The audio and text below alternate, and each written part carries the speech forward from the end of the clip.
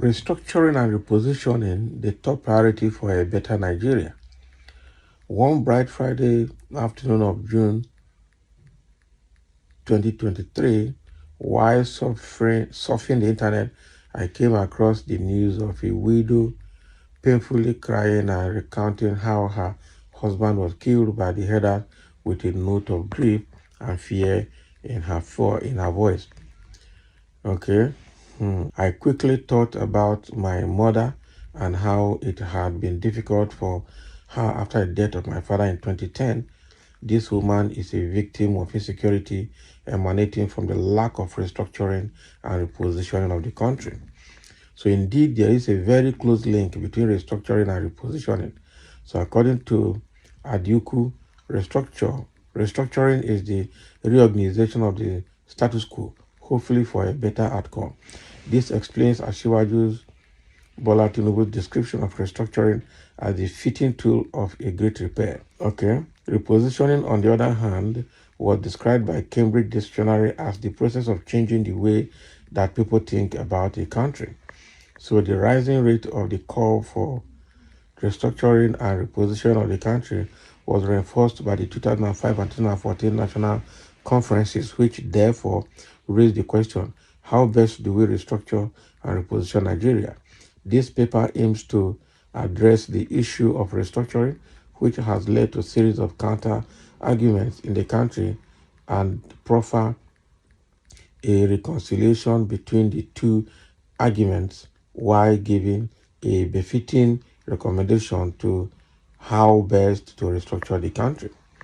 Foundation of restructuring. While some of the callers for restructuring aver their argument with a true definition of restructuring, some adopt neutrality in the area, which led to the statement said by the former President Muhammadu Buhari that those calling for restructuring did not know what they are calling for. So in setting the record straight, restructuring has been defined by a lot of authors based on the way they see the subject matter. For instance, Clark conceptualized what it means by saying restructuring does not imply breakup, secession, or quit notice to a section of the country. To him, restructuring should mean the process of eliminating those structures that divide rather than unite the components of the country, which he described as awkward. Okay. Now, this may promote the true sense of unity. The definition propounded by Adiuku as actual meaning of the subject matter in the context of true federalism when defined as the reorganization of a status quo, okay, hopefully for a better outcome. This explains President Asiwaju Bola Tinubu's description of restructuring as the fitting tool of a great repair. The process leading to restructuring didn't just commence when former President Obasanjo came up with 2005 National Conference. Instead, the restructuring had actually begun to happen gradually before his emergence as the president of the Federal Republic of Nigeria in several conceptual regalia. All this long story now. We want Nigeria restructure. That is it. Restructuring will mean different things to different people. What we want is Nigeria should restructure. We want Nigeria to restructure. Okay? We want Nigeria to restructure. There is a common saying that he who feels the pain knows where the pain is coming from in his body. It is closer to impossible for an external person to tell the place a person is experiencing pain from. So when the person isn't a seer, that is it. But can we really say the federal government is a seer to know all the problems facing all the 37 states, including the Federal Capital Territory? Yeah. So if the answer is in the negative, then is it right? Is it right to give the other tiers of government to fix their problems where it is pinching them to achieve a good governance?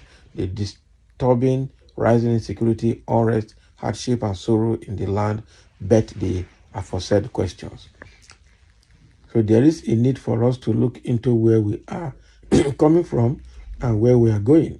Staying static in the name of maintaining status quo without any benefit to the common man defeat the true essence of government, which was bet through the social contract signed by the people by relinquishing their natural right for the attainment of security and good standard of living needed of them. So if the United States can make 27 amendments to its constitution since 1827, India 101 to its 1950 constitution, and Canada 10 amendments since 1982, why can't the giant of Africa look into our constitution for the betterment of the common man?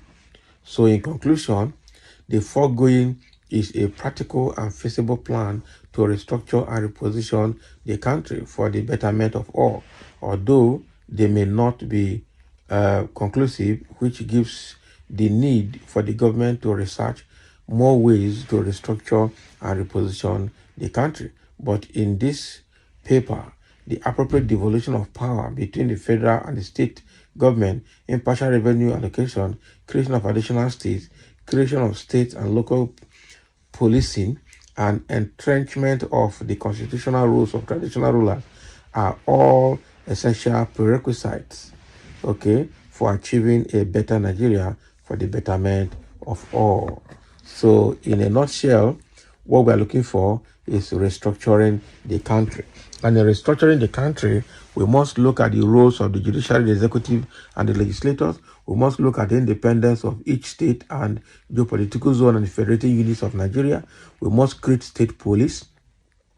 We must allow the states to handle their resources that are endowed in the state and pay some percentage to the federal government.